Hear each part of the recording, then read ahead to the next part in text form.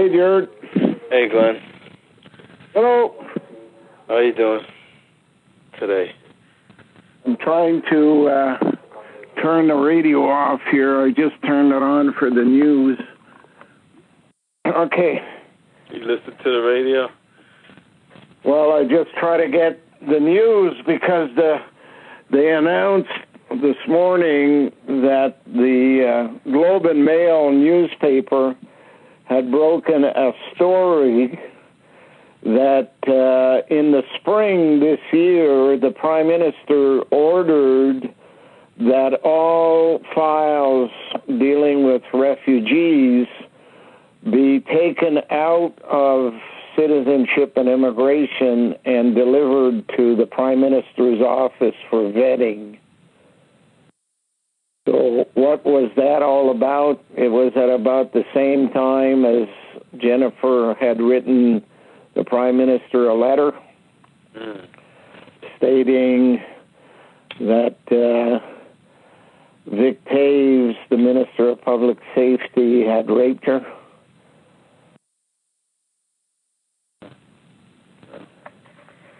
So I don't know if that's connected or is it connected to something else like the Syrian numbers of refugees that Canada is now choosing to allow into the country. Now, why would they allow the Syrian refugees? What would be their motive for that, their agenda? Well, it's a request by the United Nations that all countries in the world take in a number of refugees from Syria. Now, Syria is the main laboratory for genetically engineering sleeper cells. So they would be taking in sleeper cells from Syria. The U.S.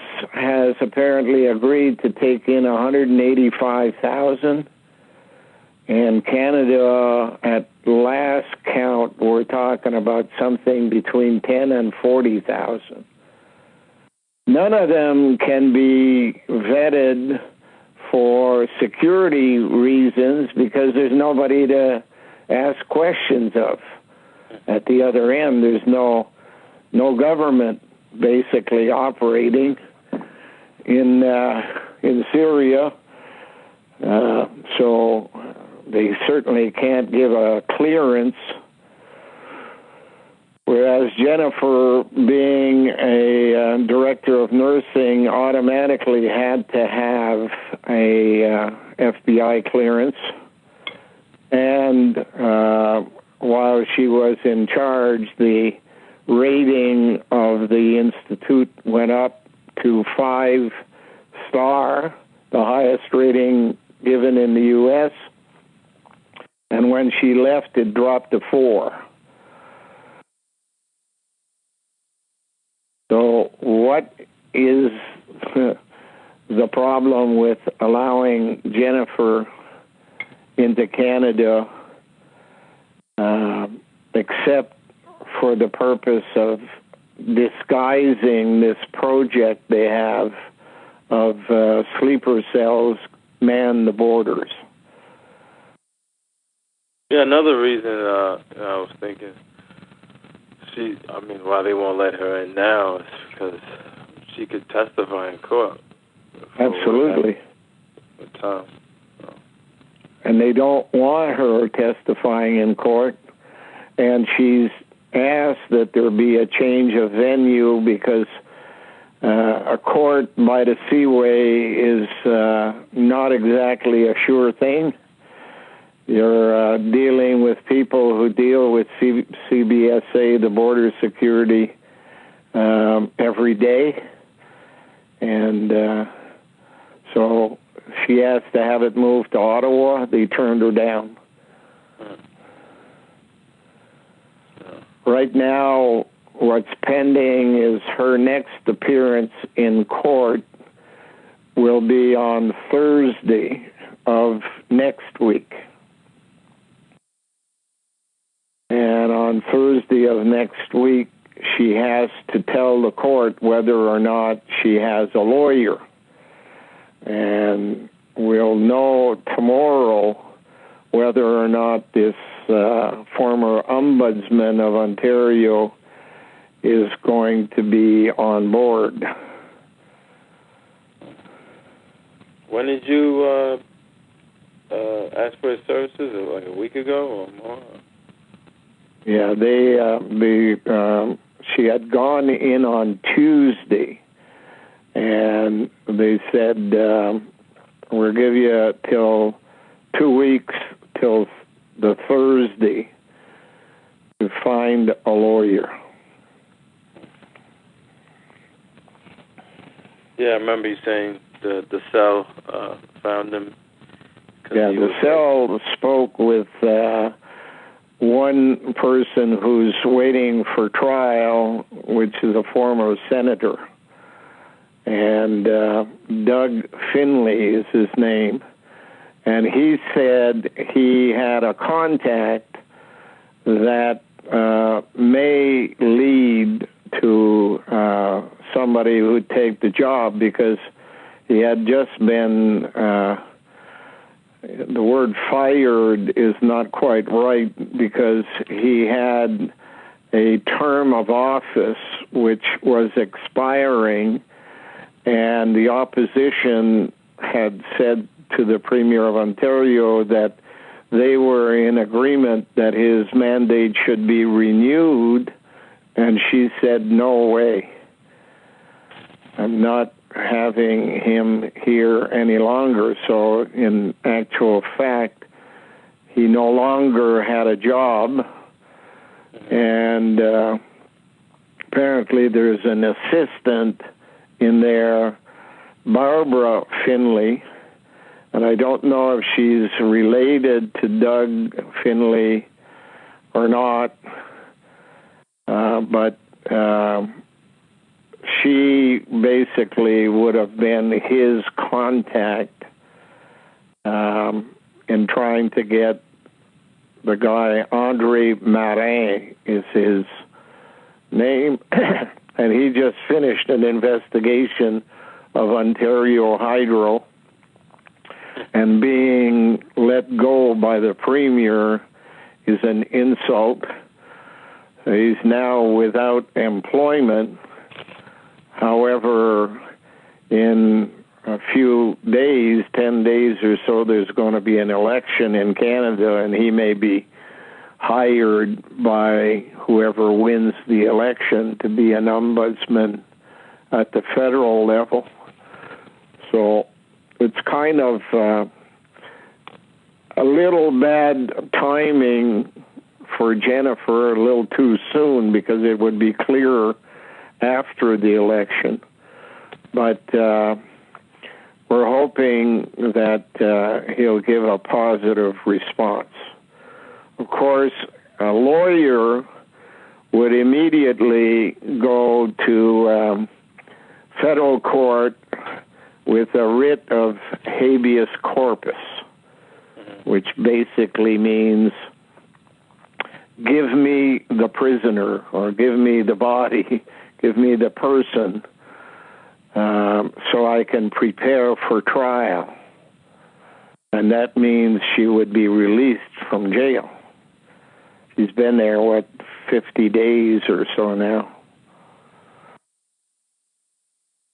So, like, every day when they say, whenever they release her, she just walks back across the border? Yeah. Well, when the court releases her, the CBSA grab her, put her in the car and drive her across the border. And then the U.S. says, you can't do that. There's no court order. And you don't leave a person on a road far from anywhere, because their border guard building must be about 5-10 miles outside of any place. And so she's been returned 4 times. And I think that in 3 occasions, the U.S. border guard drove her to the place that's the border, and she got out and walked back to the station in Canada. And one time she had to walk all the way from the U.S. border station, 7 o'clock in the morning, cold morning, no sweater, no nothing. She was freezing. And when she got back in,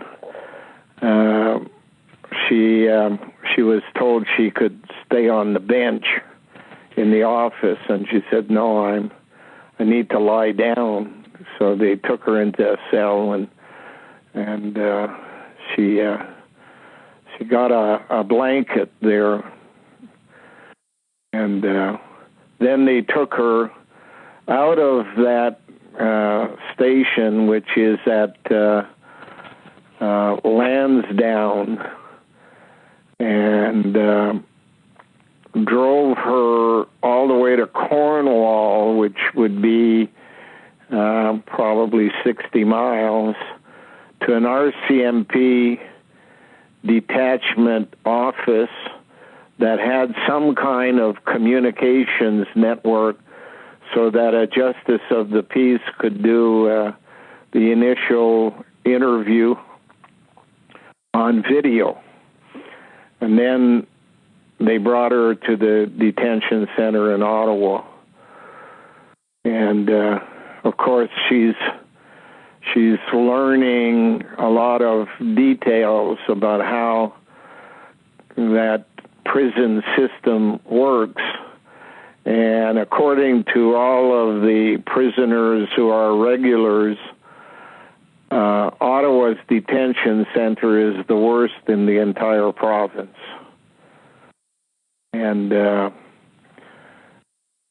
they said any place else is worth pleading guilty for, just to get out of that Ottawa place. But she's been there. Being in jails like that. Like when I had a problem with my license, it was suspended, and I had to go to court. And over here, like, soon as if you miss a court date, like the police are at your house. There's a warrant. Yeah, and they'll take you to jail just so you can go to court. And the court's right upstairs, and it's like the court's holding cell, and it's just uncomfortable. It's very uncomfortable. It's not Yeah. So I know what she's going through. It's pretty horrible. The first day they took her out, it was in the morning. They grabbed her in the front, claiming that they came because I had told the Hydro that there was, or not Hydro, Bell, that there was a broken wire in front of the house. And if they didn't come and fix it, I'd call the police because the wire could get entangled in a car driving by or 4x4s coming out of the gully. And the OPP claimed that they came here because I had called them for the telephone wire, but they had no intentions of dealing with the telephone wire. They came in and grabbed Jennifer by the wrists, 2 of them, dragged her out to the driveway and put handcuffs on her in the driveway. And by that time, I had made it to the front, and I saw them put her in the back seat of their car. They had 2 cars. One was a regular police car. The other one was more an investigator's car. Took her here to the detachment, and immediately CBSA, the Border Security Agency, sent 2 women officers from Brockville, picked her up, brought her to the Brockville station, then took her across the bridge and dumped her, and that's where the guards didn't know what to do with her, and they sent her to some kind of halfway house about Watertown, near Watertown. And when she got there, the warden of the place, the boss, said, "You can't bring this woman here. She has no papers. There's no eviction. There's no court order. There's nothing. You can't bring her here. Take her back." So they drove back the 20 miles, and Jennifer was let out of the car and walked across to the Canadian side, got arrested again, of course. There were three times in a row that she was arrested and walked back after they dumped her on the other side. They kept trying to find a shift on the American border guard side that would accept her. And so they tried. One was in the middle of the night. They arrived at the U.S. border at something like 12:30 in the morning. And Jennifer said she was going to walk back to the U.S. people. They allowed her to call me. It was about 2 o'clock in the morning. And I told her, stay until it's daylight. Don't walk in the dark. And at 7 o'clock in the morning, she walked back again. So it was the third time. And then there was a court appearance where, in order to have her arrested outside or being brought into Ottawa for the detention center, they had to manufacture some criminal activity or whatever. And when she got to court, the judge said all the charges except coming back into Canada have been dropped because they didn't want any paperwork that would show that she had even been in Canada. They just wanted her out. So somebody is giving orders not to allow her into the country that is causing them to act in a ridiculous manner.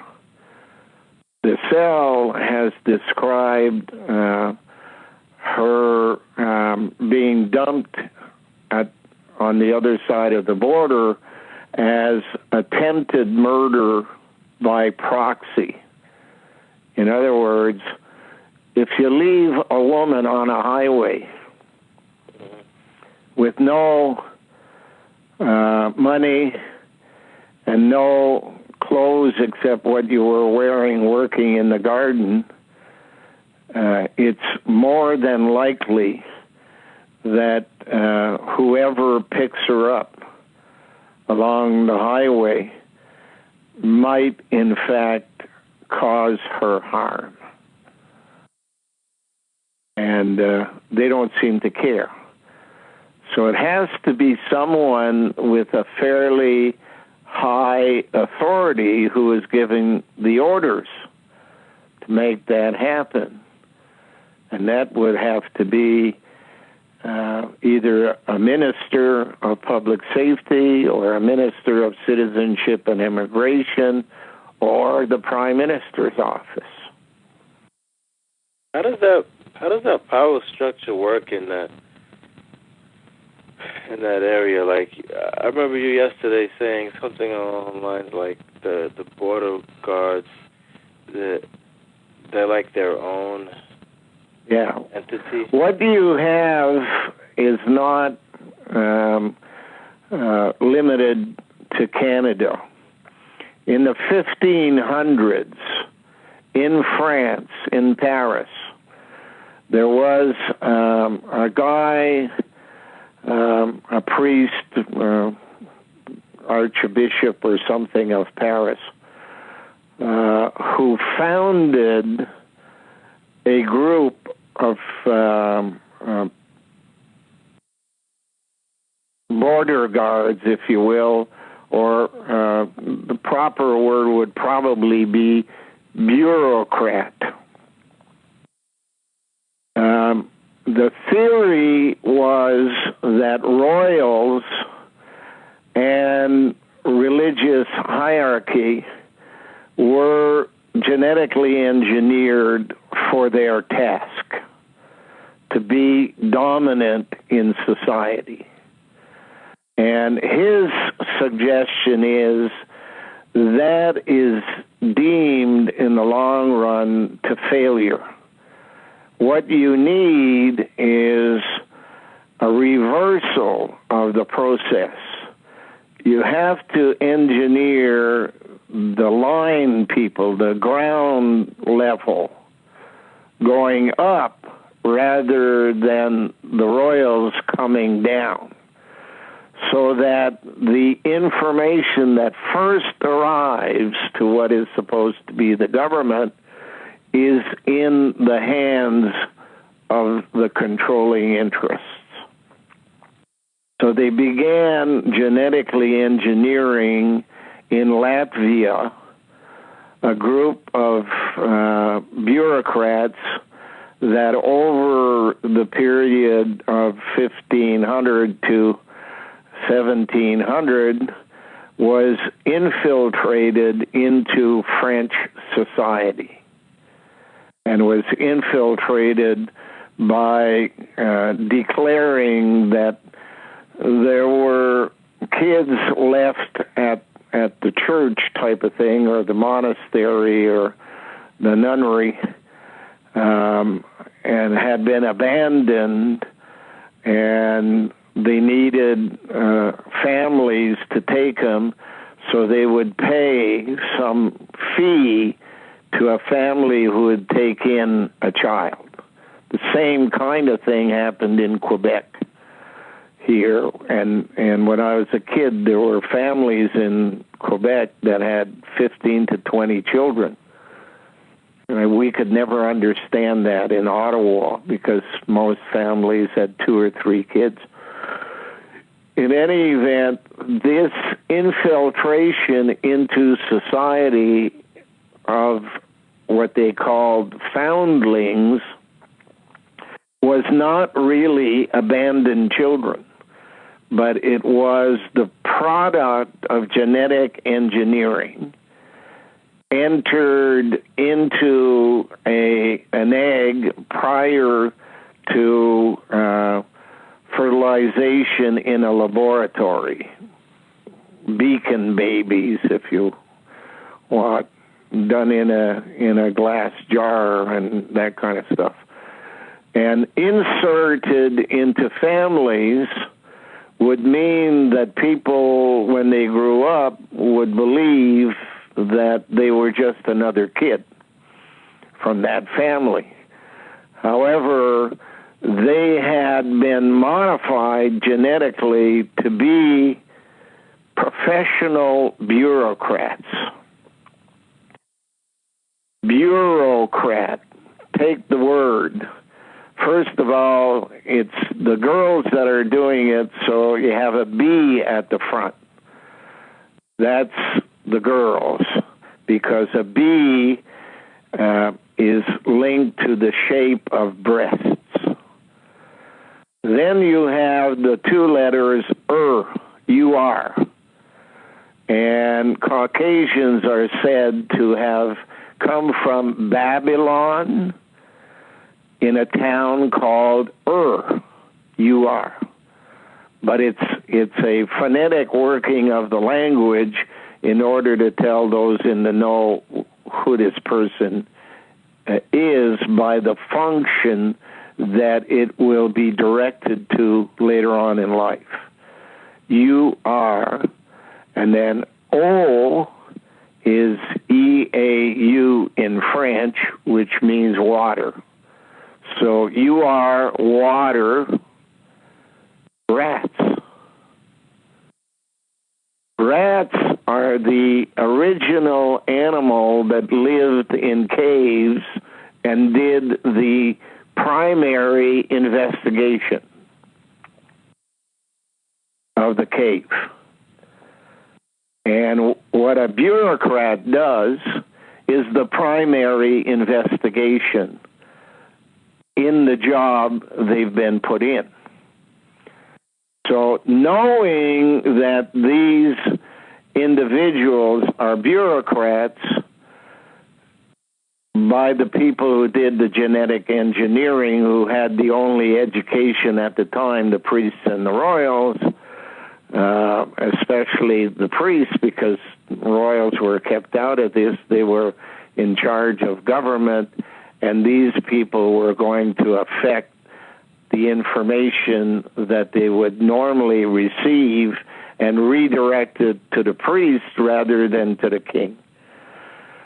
So they were inserted as they grew up and got social engineering from the church and education to be a bureaucrat, fitted into a slot, and that would mean that they were sleeper cells, getting paid by the government, but getting the tips from the priests and nuns who were controlling them. And the priests and nuns getting all the information that came into a government department or a business or what have you first, and deciding whether or not the king should know before anything ever happened. And they would develop an archive where the documents would be put in an archive, and somebody looking for, say, the name Kealey, whether it's done by hand or by machine, would be looking for the spelling Kealey, but they would change either the first letter or the last letter in the name so that somebody who didn't know wouldn't be able to retrieve it, because it would appear as if there was no file under that person's name. And that's exactly what they've done with us at the Department of Immigration. Now, a sleeper cell is not limited to affecting only its own life, but in fact, genetically speaking, it transfers the genetic engineering that was done in the lab to them, to their offspring. And they can pass that genetic engineering messaging structure 4 generations, which means one person coming out of the lab and having children who have children who have children are affecting about 80 to 100 years. And then it starts to lose strength, so they have to put in a new member into the family. Families get new members by adoption means. It is much easier in modern times, for these genetic engineered children to be made in other countries than those in the West. And therefore, there is always among wealthy people an urge to adopt from foreign countries, mostly Africa and Asia. And what they're getting is a genetically engineered child from a lab put into their family, which will affect people for the next 80 to 100 years. It's like the Cuomo, the governor, and Cuomo, the journalist on CNN, they had a story on about their family history. And about 80 to 100 years ago, in Italy, their great-great-grandmother was a foundling. And the end product ends up being a journalist and a governor, which in modern times is equivalent to a royal. And that's basically the structure that people who are hired at CBSA, Canadian Border Security Agency, it's not a government department, it's an agency, and have other bosses, they have to go to a place in Quebec called Rigaud. And their DNA is studied in the same way as refugees' DNA is studied. And if you are approved at Rigaud in the vernacular of the English language used by CBSA, you have been seated at Rigaud. Seated suggests privilege. In Europe, in the old days when they built stadiums, only the privileged were seated.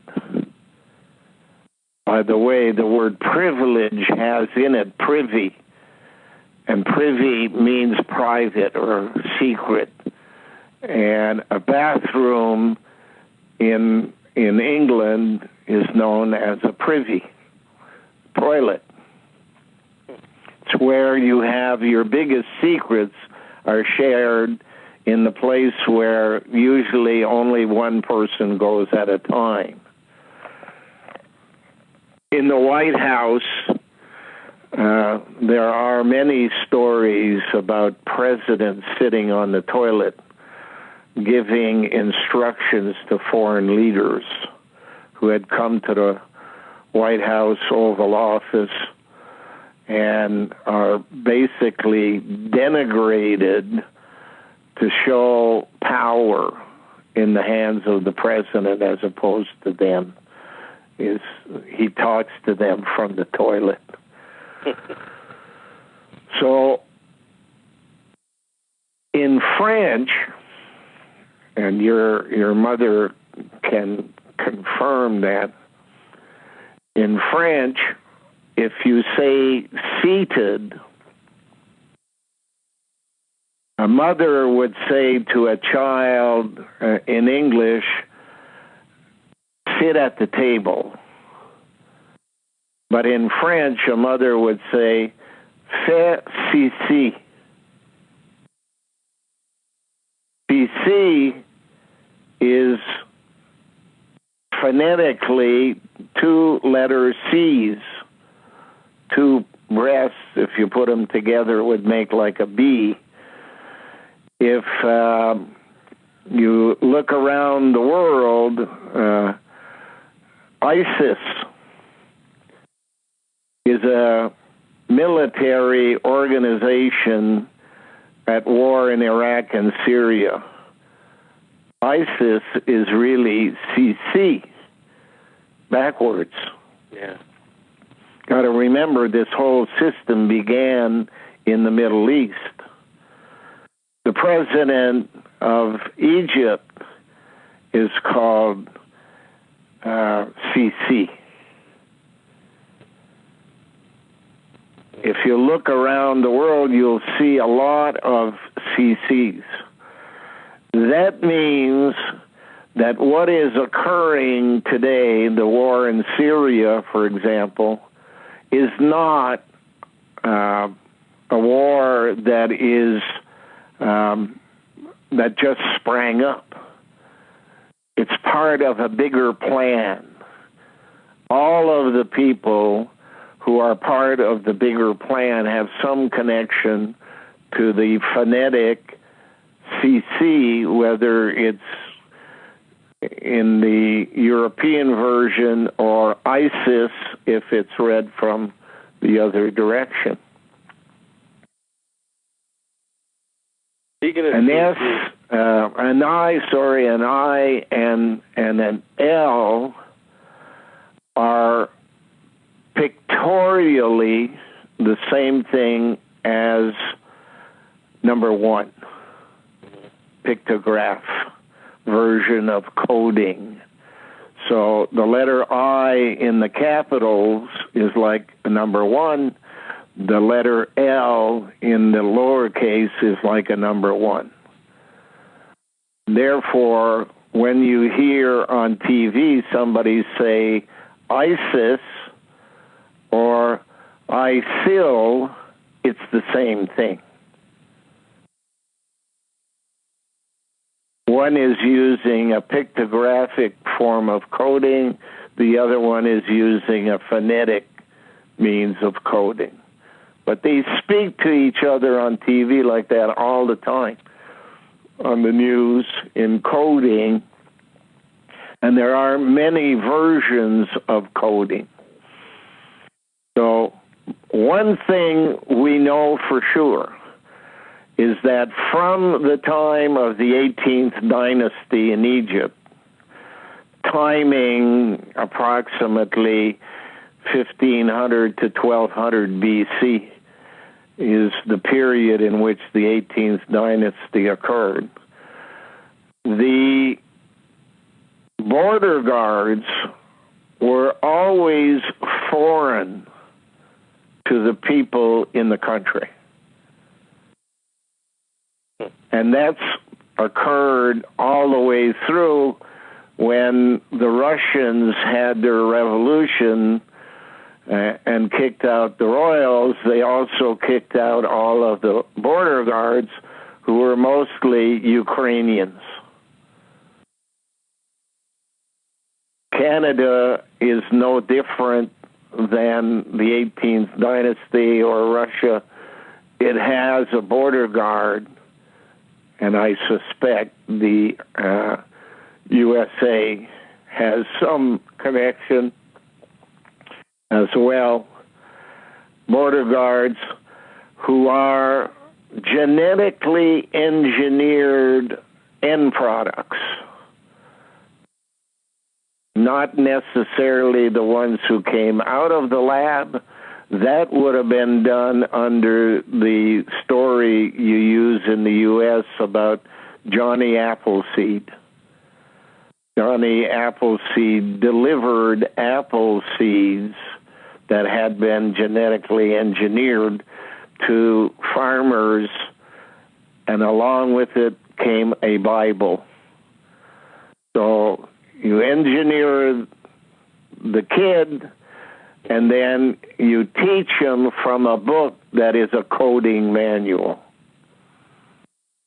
Most of the stuff written in the Bible was, in fact, copied from the books of Enoch, which basically were written at about the year 3400 BC.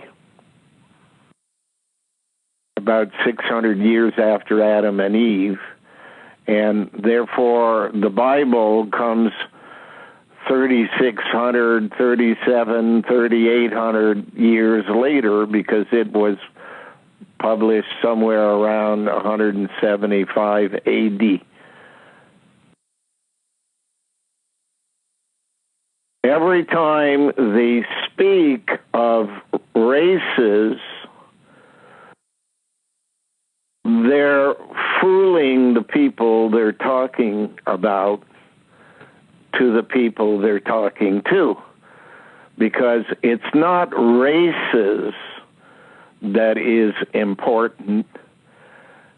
It's cloning of genetic pools. Because within a race, there are clones of each pool. And it's a hidden weapon when you can put a person into another country, another family, and into a position of control, not necessarily being prime minister or president, but control is mostly at the intake level.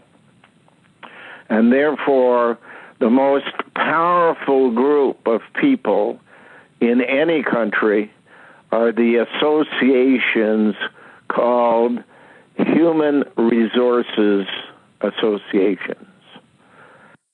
HR, just like royals, His Royal Highness in reverse, Human Resources. And the human resources are genetically engineered foundlings. In Canada, they were established in Newfoundland. Newfoundland was the last place to join Canada, and that was done in 1949. But it's not just Newfoundland, it's Newfoundland and DNA and Labrador. Laboratory, labor, lab, door. So out of the lab's door came foundlings placed in Newfoundland for distribution to other places. So the first place they put them in the 1500s, early 1600s, was in what today we call Nova Scotia. It wasn't called Nova Scotia at the time because it wasn't a New Scotland. It was French people they put there.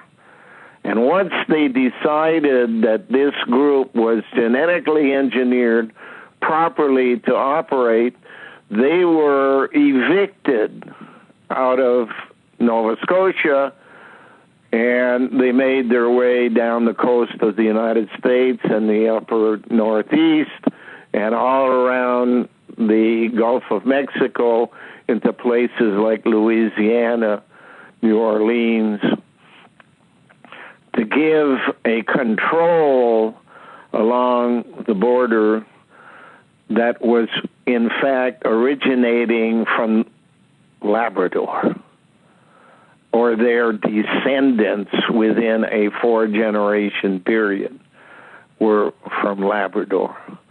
And then they went to Ireland, and they got a group of people from the plains between the mountains in northern Great Britain, and they called them Scotsmen. And they brought them from Scotland to Nova Scotia, which is the Latin version of New Scotland.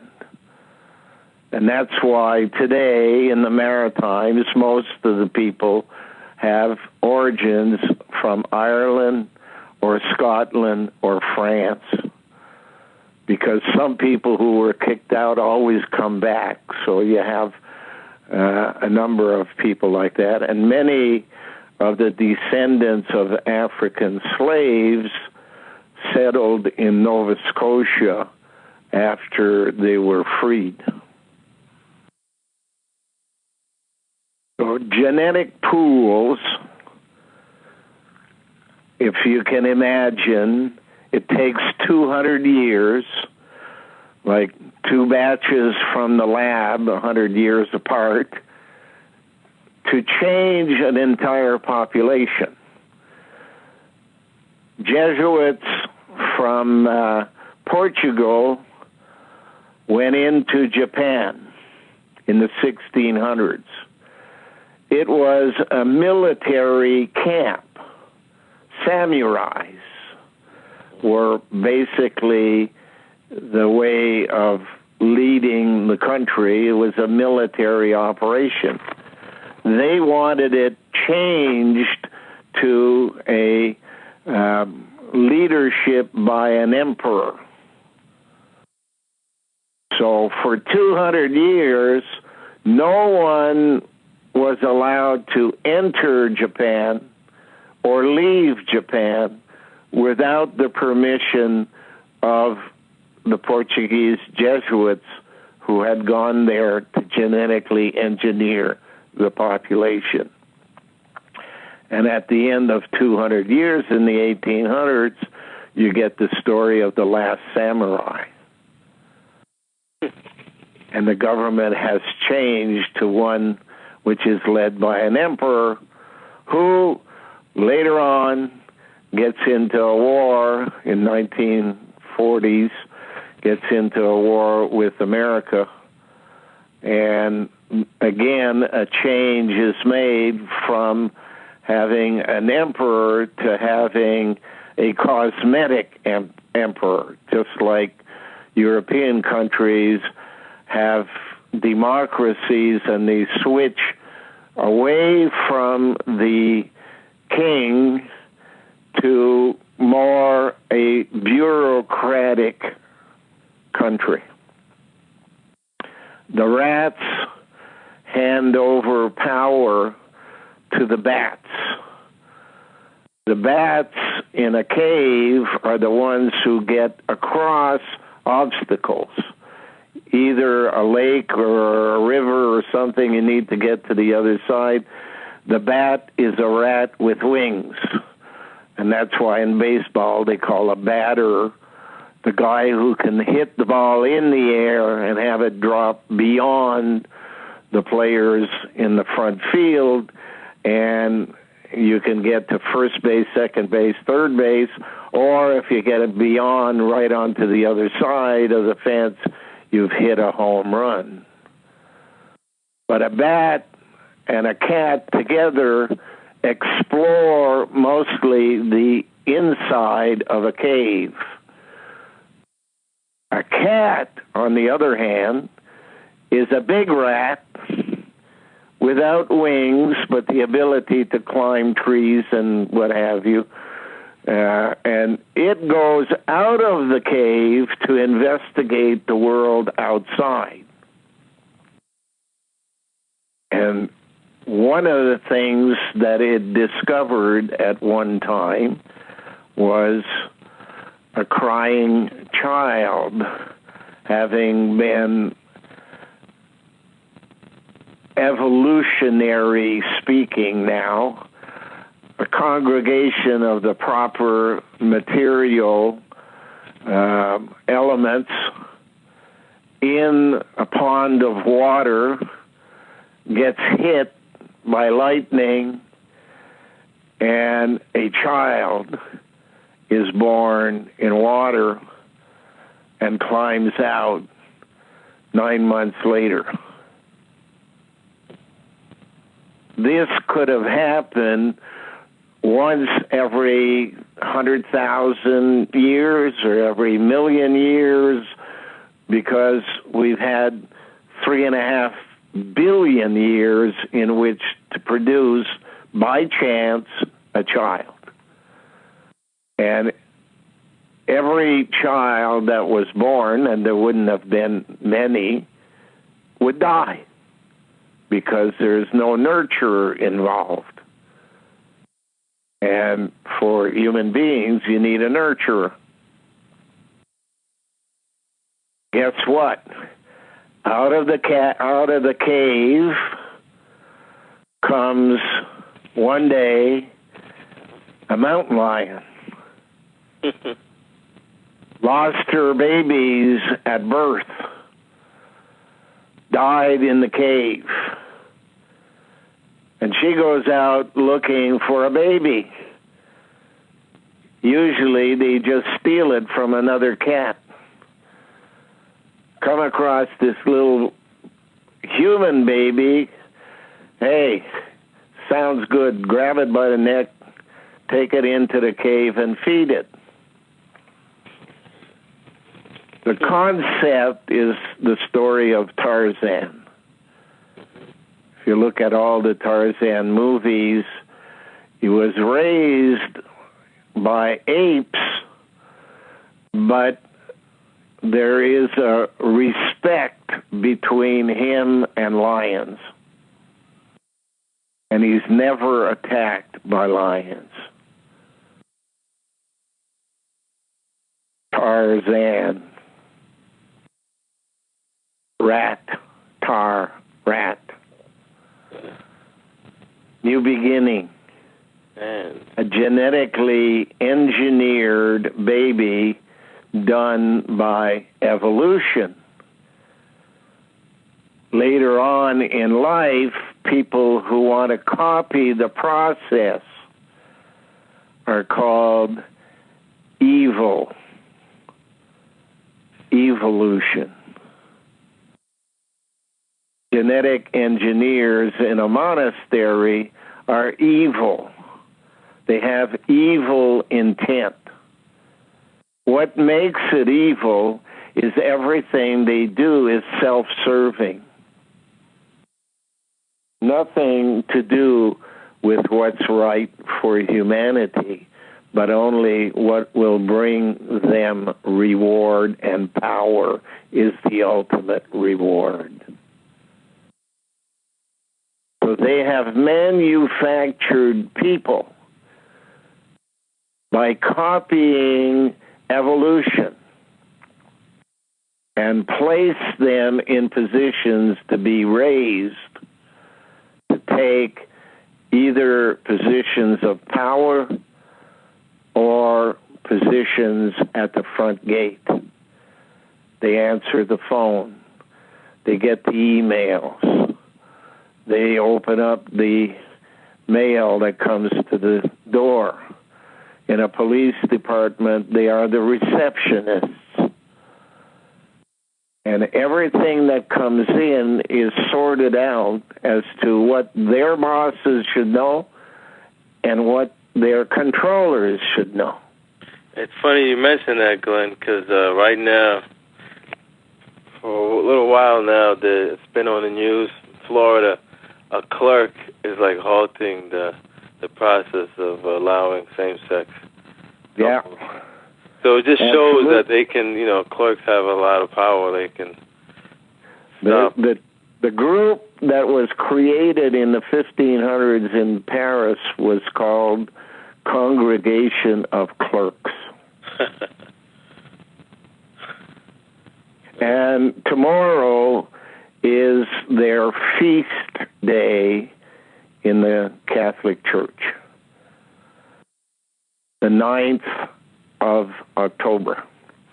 You got to remember the number 9 is the number for women, and it was the number for Pluto. And what happened to Pluto? It disappeared. It was downgraded. And now it's making a comeback. But it's been away for a while. Gone in for retooling like a Volkswagen. It lied all its life about the quality of exhaust coming out of its engine by changing the software, telling the vehicle, whenever your front wheels aren't turning, it means you're being tested. So switch your exhaust settings to this instead of that, which is used for gas consumption. You want to have less gas consumption on the highway, but more gas consumption cannot be measured, and therefore the software changes the settings so that when your front wheels aren't turning, it means you're being tested. That is the life we live in, Jared. Nobody is immune to it. We all have been affected by it. Very few of us know, outside of the people who are doing it, that nuns didn't dress the way they dressed because they wanted to appear to be 2,000 years old. They dress because you can't tell a woman is pregnant when she's wearing nun's clothing. Genetically engineered, artificially inseminated, a baby is born, and guess what? They call it a foundling. They tell you somebody left it in a basket at the front door. No, they didn't. It happened whenever you were agreeing to your final vow in the nunnery. You were impregnated just like horses. Why is it that it's so difficult for people to grasp the concept that human beings are just animals? And that if you can genetically engineer a thoroughbred, what the hell would stop you from engineering a bureaucrat or a monarch or a cardinal or a mass murderer or a serial rapist or a journalist who's going to report on it? Nothing prevents them from doing it, except they don't talk about it in public. And most human beings are told, if you haven't heard it on CBS or CNN, it ain't true. Well, it is true. They've been genetically engineering since the 18th dynasty. Mummies in Egypt. The word meant what it says. Mum's the word. Keep it a secret. Mum is your mother, mummy. Gotta go. You gotta go? Yeah. Okay. All right. Bye for now. Okay, bye, Glenn. Okay.